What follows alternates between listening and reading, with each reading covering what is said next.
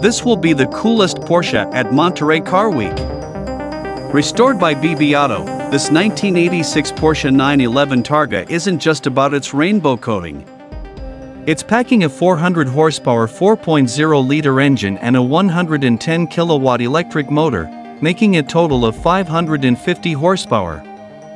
This hybrid Targa revives the iconic design created with Polaroid in 1976.